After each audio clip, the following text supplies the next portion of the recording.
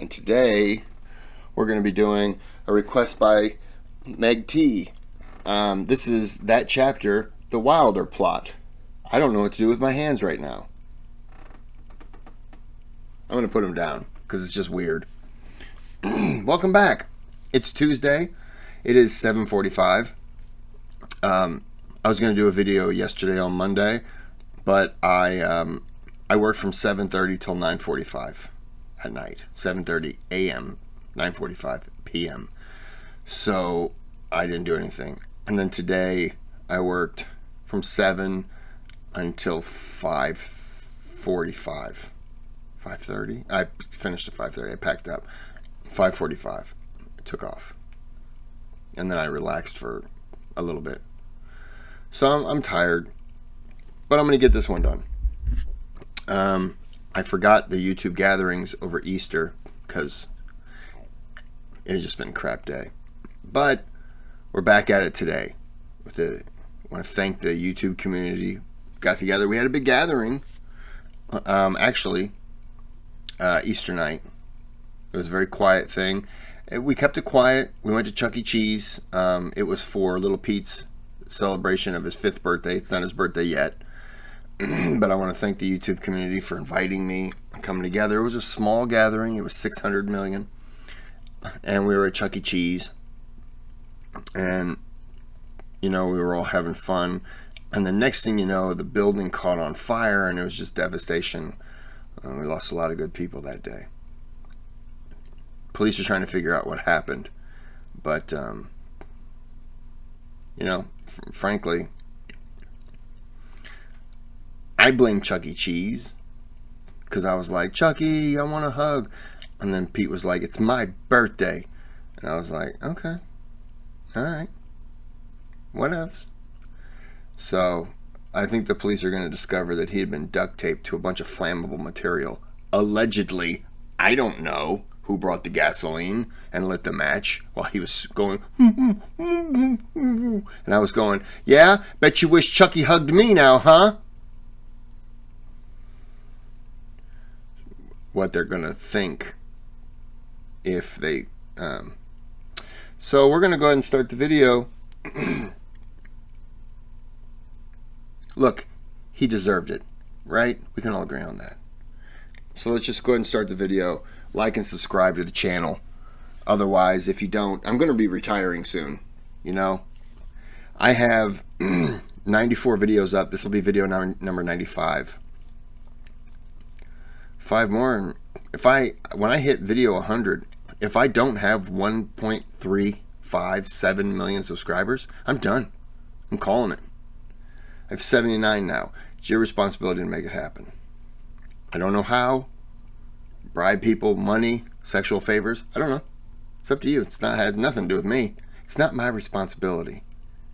I don't know how that makes sense at all. And let's just... Okay. I'm going to be snacking again because, I can. This is my video. I can do what I want to. I'm a sweet boy. Let's just get the video. Hey you, and welcome. My name is Mike, and in this old video, things get wild. Then what? It's a name, fitting for a belled boogle. To Why Not Today. You'd think that nothing really happens there, and you'd be right. Except for just one small thing. 2015 is the year when things get wild. Okay, I'm not saying that again. And twisting and turning is what followed. It's, it's one of those stories where you're kind of like, not really too sure who to believe. If you're born yesterday. The commit to the bit is impressive though, so look forward to that.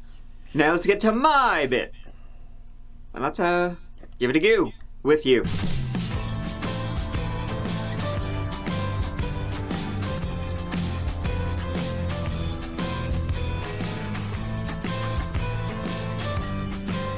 So our story begins in Minot, ND. That ND actually stands for no it doesn't, but we'll swing around. We'll swing around back to that please and thanks. City on the prairies, that is Minot in northwestern North Dakota. Home to about 50,000 people. It has all the amenities you'd want in a city, including a Walmart if that's your cup of tea.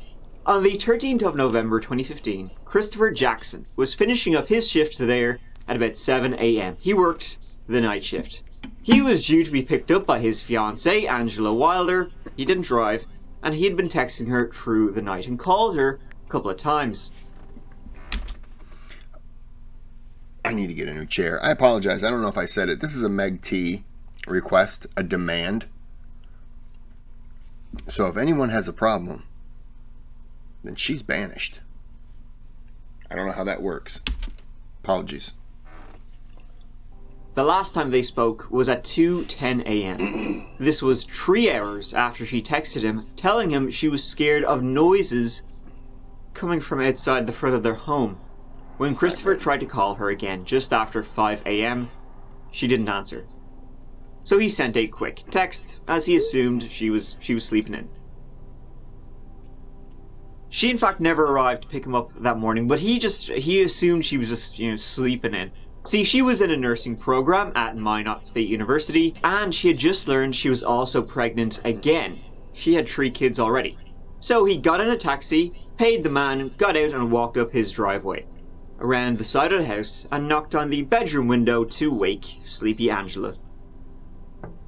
No response. And then he stopped dead in his tracks, because the back door of the house had been kicked open. He poked the head in the house, shouted Angela's name. To silence was his response, and then he called 911.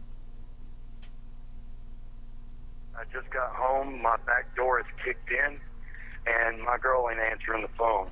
My son's inside with her and everything. I'm about to go in and see what the is going on. Okay, why don't you just wait for officers? I'll get them over there.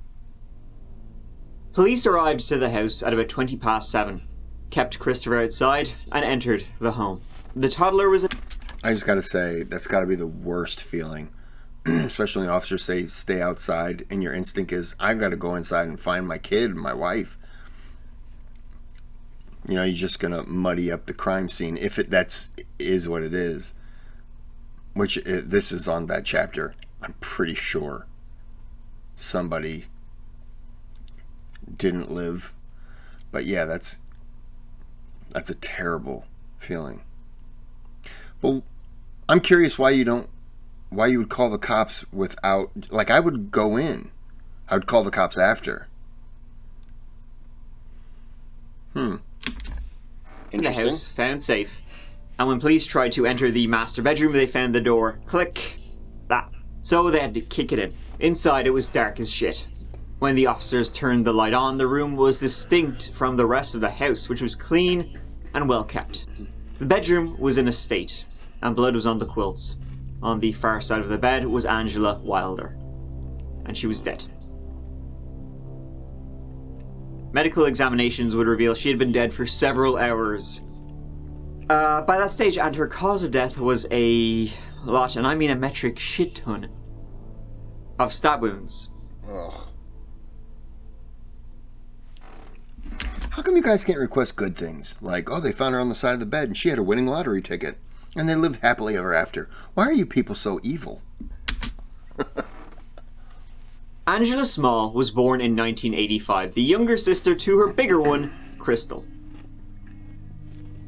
Angela's parents, Tony and Linda, they were both in the military, so in their early life they moved around quite a bit, and eventually they separated. Linda met a new man named Russ, and they ended up in Phoenix City, Alabama. Angela and her sister had a grand old childhood growing up there, growing up members of the Church of Jesus Christ of Latter-day Saints. Christopher Jackson and Angela actually met back then in Alabama. They dated in high school. Angela, however, broke it off just as she was getting ready to head to college, and it would be, almost a decade later before they would rekindle the romance.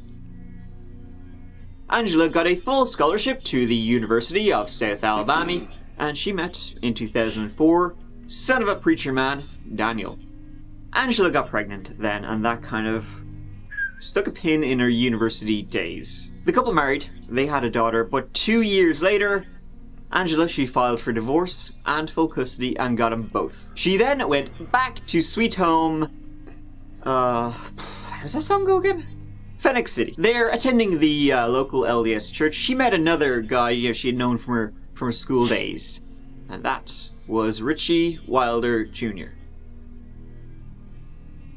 Richie was either from a broken home or just a plain old troublemaker. Bad news, depending on who you ask. If you asked Angela back then, she would have said the former, and they hit it off. He treated her daughter like she was his own. He was thoughtful, he was kind, he was generous. And hey, life was good. Angela's friends, though, noticed that as soon as she started seeing Richie seriously, there was changes in her personality. Negative ones. Positively. They married in January 2009. Richie adopted Angela's daughter, and they moved to Minot, North Dakota. 25 minutes north of the city is the Air Force Base. Richie had signed up, and Angela discovered she was pregnant with Richie's child in 2010, and they were both just over the moon at that. Can't say the same about almost everything else. Angela got a job at the base, the grocery store in the base. Colleagues noticed she cried a lot. Richie was verbally abusive to her and then graduated to physically. But in 2011, Richie filed for divorce from Angela, claiming that she was the abusive one, not only to him but their kids too. He would write in court documents that she was a headbanger since they married, battering them all. He reported her through the military chains, and she was ordered to leave the home and not contact her children. Social services intervened. And while back in Alabama, her family and friends would say, she was never violent, never had anger issues. In Minot, she didn't have so much support, while Richie had all the support of his officers, and he reported it first. She told him, she was the victim, Richie was the abusive one, and nobody believed her. Everybody sided with Richie, and, to get her kids back, Angela would eventually be forced to undergo counseling, start taking medication for her anger issues, which, she claimed, and her family and friends claimed she didn't have. By the way, I just want to be clear, of course men can and are victims of domestic abuse. It happens all the time. But if my tone seems a little bit flippant here, it's because I know what happens next. Anyway, Angela did everything that was asked for her. She went to the counseling, she took the medication that she probably didn't need, and the couple, they reconciled for about 2 weeks before Richie filed for divorce again. Their marriage finally ended in May 2012, and I feel exhausted just recounting it, so you can imagine what it was like living through it. Richie was eventually court-martialed out of the Air Force, even though a lot of his officers, came to his defense. He was one of the lads. Richie and Angela, they would share custody. Angela, she wanted to move back to Alabama with the kids. Richie every time would say no. She reunited with Christopher. He moved up to North Dakota. Richie ended up working as a nursing assistant at the hospital in Minot and married a woman named Cynthia Becker, kindergarten teacher. Hello, Mr. Jacob Knudsvig. My name is Angela Wilder. I'm a student nurse with MSU, and I'll be assessing your cardiovascular system today. Okay. Before we get started, I'd like to ask a few questions for you. Just general questions we ask everybody. Angela was much happier now. She was back in school, and she was finally with the man she felt she was supposed to be with. And then she died a violent death.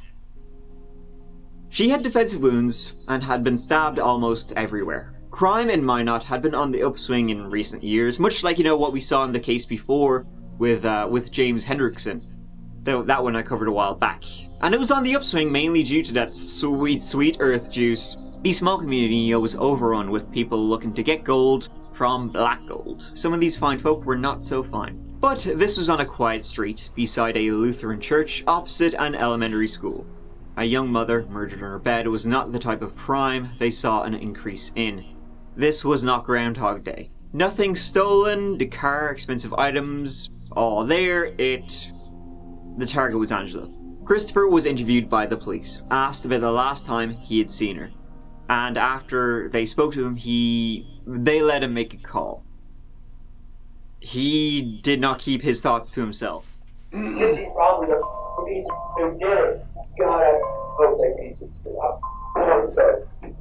Richie and Angela hated each other. This custody shit was still going on. They would alternate weeks with the kids. 1 week Richie, 1 week Angela. And Angela couldn't even look at Richie, so when they would hand the kids off, Christopher would be the one to do it. So the police went and spoke to Richie Wilder. And I'll tell you, Angela's dead. Already? Yeah. Did you kill her? No. No? No. Did you work last night? From 7 to 11. Okay. Where'd you go after you left work? Straight home. Can anybody tell us what time you got home? Cindy. Your DNA is not going to show up anywhere on her? It's not possible. It wasn't even there. Going to show up under her fingernails? They noticed he had a few scratches on his face. Now his wife, Cynthia, she, said he was home the entire night. But it's not hard to do basic mathematics. He said he was playing with his son and that's how he got scratched. Good one! They also took his DNA. CCTV was inquired about, on the street and the neighbouring houses of Angela's home. No luck on that. And then they decided to search Richie's car, and it was immaculate. Other than one teeny tiny speck of blood on the passenger's side. Richie, he failed to show up for a polygraph the next day. And as the investigation went on, the police... I'll say it again, and I can't stress it enough. You don't need to take a polygraph. It's not admissible in court, and when the police, or if you're ever in the situation where just take a polygraph. No, it's not admissible in court. To me, it's the equivalent of them saying, hey, can you juggle? Juggle for us. Why? Go ahead, just juggle. No, you don't want to juggle. No, it's the same thing. You don't have to. If you ever get pulled over, I've been pulled over one time. I was a passenger, and the cop told the driver, recite the alphabet. So he's A, B, C, D, and he goes backwards. And the person I was with goes, I can't say it backwards. And he looked at me and he goes, say it backwards. And I said, is it required? Is that a requirement? And he goes, just say them backwards. And I said, I'm not going to guess backwards. Z, Y, I'm not going to do that. He said, just do it. And I said, it's not required. There's no requirement under any law that says that I need to learn that. Learning your ABCs is good. Learning them backwards, hey, if you can do that, great. I know every president in order. You tell me the number, I'll tell you the president. There's no requirement. I just love history. That wasn't a requirement. It's not a requirement to do that. Polygraphs, don't do it. If you're ever interrogated, I don't care if you're innocent or not. To me, I would just instantly. Sorry, just saw a dog vomit. Not mine. I would just be like, I'm going to invoke my right to remain silent. It doesn't matter. I'm not helping you do anything. Now, sometimes, I have helped police, but yeah, polygraph, no, you don't need to. No requirement. Just wanted a bit more about Richie. Yeah, what can we learn about him? Well, what they learned was that in the hospital, he was working, as a nursing assistant. He was banging everybody he possibly could. He was a real go-getter, but he was well liked, other than when he was fired a couple of weeks after. Doesn't make you a murderer. The investigation began for shoving an elderly patient. It was in December that Richie Wilder was arrested for the murder of Angela Wilder. His DNA was found under her fingernails, so case closed. No, wait, sorry. In jail, he stewed, said nothing until March, and then he said something. What he said was, he had a good old scale, good old story for you. He said that shortly before Angela's death, during one of the child handovers, Christopher had come to him and said he had an idea to get both of them full custody of their children, because Christopher was fully sure Angela was cheating on him. He said he would call him one night and then they would catch her in the act together. So Christopher called him one night and he said, it's go time. Right, Richie drove over to the Walmart, picked up Christopher, and then they went over to Angela and Christopher's house to catch her in the act with somebody in bed. Right? When they entered the bedroom, she was alone. Shit. But then, all of a sudden, Christopher just straight up stabbed Angela to death in front of Richie. Interesting story. Fascinating, really. He drug her off the bed and kept just stabbing her. I was like, what the f*** are you doing, man? And her last words to Richie, her one and only abuser. Right over there. And I touched her neck and feel her pulse, because she was kind of like, and as I would touch her pulse with her, she leaned up and scratched the mess out of my face. I grabbed her hands. She was just like, I love you. I mean, it could be, and was, easily disproven, though. Get out of here! When we first interviewed you, Richie, why did you not tell us this?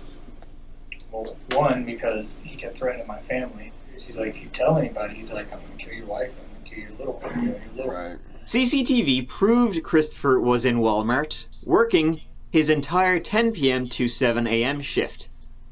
The police knew this before they spoke to Richie. They had covered their bases. I mean, look, we all understand that that's not really him. That's a digital worker. I'm pretty sure that guy right there is guilty. Of what I don't know yet. He ended his speech rather meekly. Kris did not leave Walmart during those times. I know he did, I picked him up. I know he didn't because I watched him on video. You can stop anytime you want. I'll stop. Okay. Smart. He later told another story, much like that one about trying to catch Angela in the act. But this time he said that the night, Christopher texted him saying it had been taken care of. Richie thought to himself, what? What's been taken care of? So he drove over to Angela's, entered the house, found her dead. This story, by the way, also had her dying words being, I love you. She was just like, I love you. To Richie, he really was he loved, that was his favorite part, right?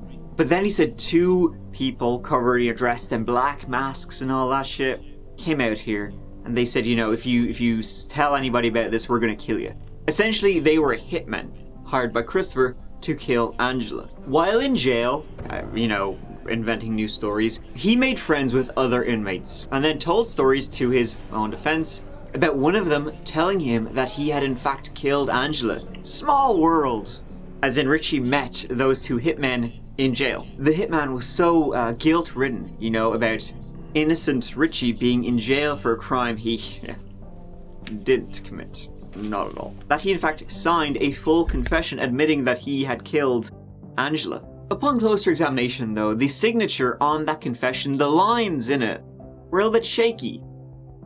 As if you were copying someone else's signature. Another plot was to have an inmate commit suicide and then leave a note beside the body, confessing that they killed themselves because they were so guilt-ridden over murdering Angela. No dice on that one though, so back to the drawing board. Then he offered an inmate $1 million to take the rap and say they had killed Angela, or he could also take $500,000 to kill Christopher. They sadly turned him down. Then, one night in jail, the corrections officers saw on CCTV Richie doing something under the window of his cell. So when they went in, then they found a part of a broom that had been fashioned into a spear. He was trying to Shawshank Redemption his way out of jail. He didn't even get to the shit pipe. His trial began in December 2016. He pleaded not guilty. Some man, I'll give him that. A parade of police officers, scientists, and doctors testified Tuesday to the events of November 13th, 2015, and the discovery of Angela Wilder's body. She was laying face up with her feet at the feet of the bed. Her eyes appeared to be partially open. She was covered in blood. A forensic analyst with the state crime lab said a blood stain found in a car belonging to Richie Wilder's family matched the DNA of Angela, and a DNA test of her right hand finger clippings matched Richie. Perhaps the most compelling testimony of the day came from Angela Wilder's on and off boyfriend Christopher Jackson, who left for work the day before and never saw her alive again. Have you been able to work since this happened? No. Was Angela the love of your life? I believe so. Were you looking forward to a future with her? Yeah. The jury, fucking bizarrely, found him guilty. How did they come to that decision? We, the jury, duly impaneled and sworn in the above entitled action to find the defendant, Richie Edwin Wilder Jr., guilty of the crime of murder. And he got life in prison. His wife, Cindy, was devastated and said, nay, knew he didn't do it. Richie's current wife, Cynthia, remained resolute in her husband's innocence. He's a good man. He's a good husband. He would never do anything that would hurt his kids. I stand No, he didn't hurt his kids. He just brutally murdered their mother. by him. She said she will continue to focus on raising their children. I am what the kids have now. I am, they've been with me for the past year and they will continue to be with me. And that was that. Richie was locked up, transferred to a California federal prison, and Cindy went back to teaching toddlers. Christopher moved back to Alabama. Now the story almost ends there. But it doesn't. Because there are some small unanswered questions. For example, Cindy was sticking by her story. Richie never left that night. He never left. Come on, must be joking. There was also blood on the Angela Wilder's blood found beside, on the passenger seat door. But Richie would have. Why, if Richie was the only person who did it, why was there blood there? After some time, Cindy started seeing someone else, a bartender she had a fling with years gone by. He had been in and out of trouble, but was now an electrician. They kicked it off, and Cynthia really loved talking about the case. She wouldn't shut the fuck up about it. And it was when she told this guy that a gun was supposed to be used, not a knife. That's when ears perked up, and he went to the police. Oh, man. They went on a date while his car was wired up and the cops listened in. And then this happened. Are you mad at your husband? No, like I'm proud of him. I'm just pissed that he got caught and that he got sloppy and impatient, and because we had this thing planned for 2 years. And what? He came home that night and he said it got sloppy. She fought back. He had to do what he had to do. She put up a good fight. She did. Well, I'm sure she's fighting for her life. Face, and that's what got him too. Was if it was me, I would have gone back and cut her fingers off. I would have burned them. I would have lit the house on fire. Went psycho on her because the hate and the anger and the frustration, and I totally would have done the same thing too. I know, it's like I said before, a knife's a stupid way to kill somebody. Well, he had a gun that was untraceable, and every time he took it, it kept jamming, and I guess that night it was old. I helped him clean up. He left again to dispose of the clothing and the weapon and everything, and I thought we were in the clear. Do you think you're a horrible person, or do you think it needed to be done? Because now you've said both. I fully believe that it needed to be done. I helped him. I would leave, when he worked nights, I would leave the house at midnight and sit outside her house in my vehicle, seeing who came into the house, when her boyfriend left, we had this planned out, and he up because he didn't clean the car good enough. One spot of blood in my car. He's a good husband. She was arrested a couple of days later, and her trial began in 2018. Now, she would say she was lying during that recording because she just wanted to seem cool in front of this guy. She just wanted to impress him, about murdering an innocent woman. She was offered a deal, 25 years, and she'd be out. She said no. Instead, she took an Alford plea, which is, when you plead guilty, but you don't really plead guilty, and that was hoped would give her a lighter sentence. Shouldn't have given her hope. You were the one person who could have stopped this nightmare. You were the one person who could have intervened, who could have called law enforcement when Richie Wilder left your home.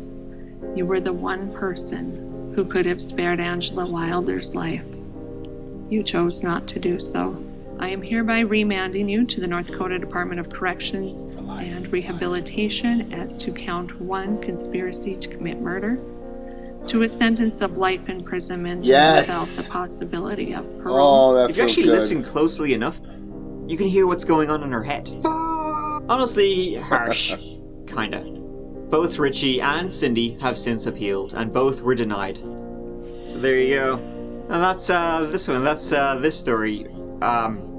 Your poor Angela. Once Richie got his claws in, he would never let her go. He would also never let go of making up new and exciting stories about how he really didn't do anything, and about what really happened that night. Some man for one man. Imaginative. Cindy really should have kept also that little nugget to herself. Maybe in future, if you want to look cool for someone, you know, while you're on a date, you know, instead of telling them about how you were involved in a murder, maybe, you know, just do what everybody else does. Pop your collar. Smoke cigarettes. I just can't believe you would admit to it. Thank you so much for watching. Why are some people just so stupid? Like, she was home free. And, oh my, I'm glad. The Alford plea, I don't know if anyone, I'm sure some people are. The West Memphis 3, if you've never seen those documentaries, they are fantastic. About the, I don't remember the names of them now. I haven't seen it in a while. But they signed, they were accused of, in case you don't know, documentary. It's called Paradise Lost. Highly recommend it. I think there's 3 of them. Jamie miscarriage? I don't remember. Anyways, these 3 boys were killed, and they were really young. I don't know, 8, 9. And they pinned the police, without really doing anything for investigating. One cop did not like one of the guys and just pinned it on him. He was like, I think he's a witch. He's like a witch guy. So they just, a goth kid. So they just pinned it on him. And then one of his friends, he got charged. And they were like, well, we're charging you because you're friends with him. And then the third kid was, he had a low IQ. He was not mentally there. They interrogated him for hours, and they were doing that thing where they're just like, and then you went to the car and you drove to the scene and you saw your friends doing what to those kids? And then the kid would answer. Sometimes he would say, and I went home. And they were like, oh, yeah, you went home. But then you went back to the scene to check to see what else they were doing, right? And they were doing what to the kids with the stick, with their pants down, and like really leading this kid who, they basically told this kid, like, he just wanted to go home and watch wrestling. And they told this kid, all you have to do is like answer these questions. And no, that was a different one. This kid, they told him, that was the one with that was a different one. This kid, they told him that if he answered the questions, like, I think his dad could have gotten $35,000 to get his truck fixed. And instead, he never got the truck fixed. They just went ahead and pinned the murder on him too. Well, you were there, it was your friend. It's a tremendous documentary, but I'm recording. Hey, you cough some other time. Thank you. What was that all about? Come here. All right, well, go away. I don't want it. But yeah, what was it? Those 3 served, I think they went to jail when they were like 14, or they went to trial when they were 14, 15. I'll say they were 18. And they served like 18 years in jail before they were released. And they got released through an Alford plea. And this was, I want to say, Arkansas. And Arkansas had them sign an Alford plea. And there's DNA that was never tested. And the boys were saying, test the DNA. While we're still in jail, test the DNA. It'll prove that it wasn't us. And they won't do it. They're like, nah. So instead of reopening the investigation, which the parents want now, instead of doing any of that, they had the 3 boys sign an Alford plea, which basically allows them to leave, get out of jail. But they can never sue. It's basically your way of saying, I'm not guilty, but I'm guilty. And they'd served 18 years. I mean, they'd been threatened, beat up. I think they'd been raped. They just wanted to get out of jail, and they should have never been in there. Paradise Lost, highly recommend it. I don't know if any of you have taken up my advice to see Oh, what was the documentary? I forgot it now. Anyways, I'll remember it, I'm sure, later. Oh, that's going to bother me. Anyways, I'll remember it down the road. So this is a good one. I'm glad that bitch got caught. Made my day. Well, I'm going to end it here. I'm going to go to bed because I got to get up early and go into work early. So, it's always fun. All right, well, I appreciate it. Have a good day. Have a good night. And other words.